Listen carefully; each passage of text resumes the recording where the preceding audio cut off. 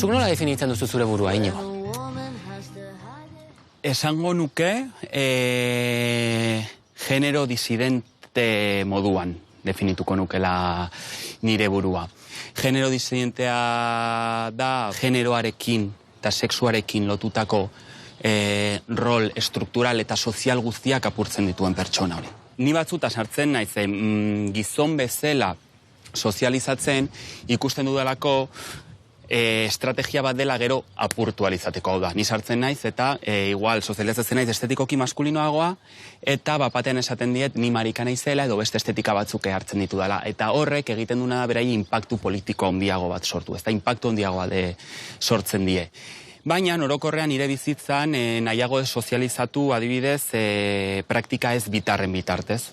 Generoaren mugak hautsiz, lan egiten duzu eskoletan, LGTBI fobiaren kontra. Bai, indarkeria matxista eta LGTBI fobiaren kontra. Eskola da leku aproposena eraso LGTBI fobikoekin bukatzeko? Eskola ere bai, baina ez da bakarrik eskola. Zergatik esaten dugu beti esaten du jendeak hezkuntza eta eskola dela. Dela komodu bat ardurarik ezartzeko, desbinkulatzeko, ez da?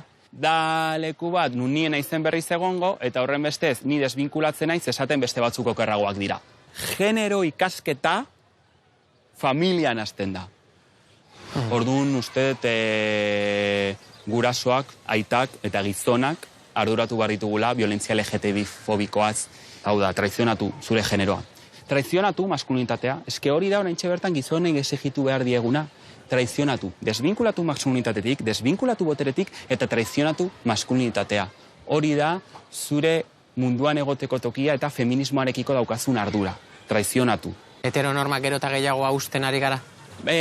Bai. Osea, dena ezin da izan horren dramatikoa eta uste gure buruei ere permititu behar diogula, naiz eta egoera batzutan ez den guztiz aldatu eta violentzia hor dagoen arren uste eta aitortza bat egin behar diogula gure buruari eta san, ostras, batzutan gorputza jarri izanak egin duela gauza batzutan, pues bueno, hobetzeak, ez da? Esate duzunean gorputza jarri izanak zeri buruz ari zara? Gorputza jarri da oraintxe bertan egiten ari naizena, ez da? Osea, hau da, nire gorputza baliatzen ari naiz, hau da, nire gorputz sexuatua, denon gorputz sexuatua ari naiz erabiltzen hausteko, gauza batzuk hausteko.